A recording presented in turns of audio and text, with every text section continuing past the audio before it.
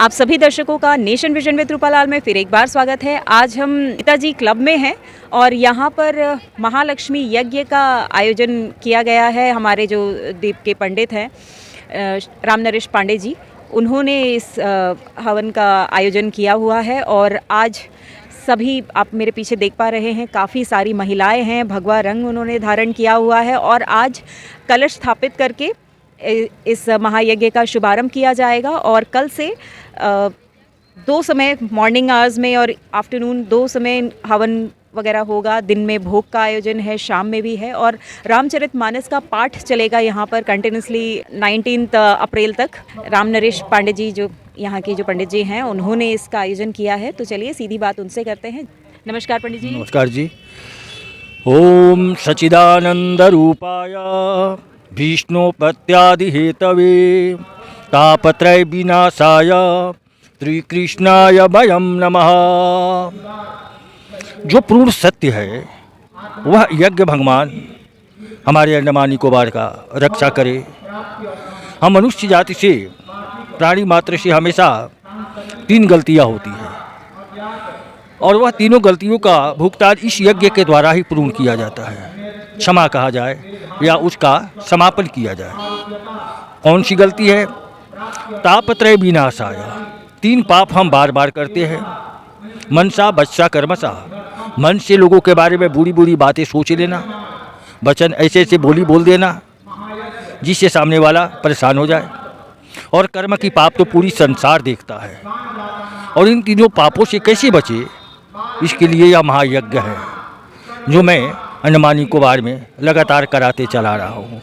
बीच में कोरोना की वजह से 2 साल बंद हो गया, नहीं तो यह आगे बराबर निरंतर चलते आ रहा है।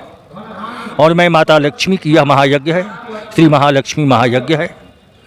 मैं यही प्रार्थना करूँगा कि भगवान विष्णु, माता लक्ष्मी अंडमान के सभी लोगों को भरा पूरा रखे, सुख शांति दे, ऐश्वर्य दे, वैभव दे और हर कामना को पूर्ण करे। ओम श्री राधा कृष्णाय नमः। बहुत बहुत धन्यवाद पंडित जी। जैसे कि आप सभी दर्शकों ने हमारे राम नरेश पंडित जी को सुना और चलिए अब हम हरिओम जी महाराज से भी बात करते हैं, 2 शब्द उनसे भी सुनते हैं। नमस्कार गुरु जी। जय श्री राधे। बोलो वृंदावन बिहारी लाल की जय। आज यहाँ के जितने भी सभी अंडमान निकोबार द्वीप के मध्य स्थित पोर्ट ब्लेयर के जो निवासी हैं, हम सभी का बड़ा ही सौभाग्य है कि यहाँ पर हमारे श्री राम नरेश पांडे जी एवं सभी ब्राह्मण देवताओं के द्वारा और आपके सभी जन सहयोग से ये श्री महालक्ष्मी महायज्ञ होमात्मक होने जा रहा है। इस महालक्ष्मी महायज्ञ का अपने आप में बड़ा ही महत्व है।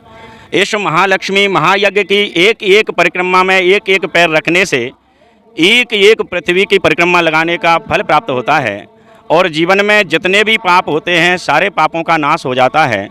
यहाँ की सुख समृद्धि एवं समस्त लोगों के घरों में शांति रहे, सुख रहे, लक्ष्मी की बराबर वृद्धि होती रहे, सभी का मन भगवान के चरणों में लगा रहे। इसलिए इस यज्ञ का कार्यक्रम होने जा रहा है, क्योंकि यज्ञात भवति पर्जन्यः।